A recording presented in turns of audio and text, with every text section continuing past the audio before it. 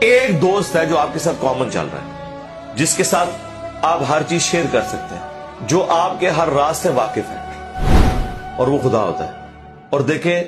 آپ کو کبھی فیل بھی نہیں ہوتا اس حوالے سے کہ اگر آپ کا تعلق اپنے رب کے ساتھ مضبوط ہے تو آپ جب کبھی تکلیف میں وقت گزار رہے ہوتے ہیں تو آپ اس اللہ کی طرف رجوع لاتے ہوئے ساتھ ساتھ شکر کے جذبات میں بھی ہوتے ہیں کہ اگر آج میرے پہ یہ آزمائش آئی ہے تو اس سے پہلے یہ میرا وقت بھی تو میرے رب نے بڑا اچھا گزارا ہے،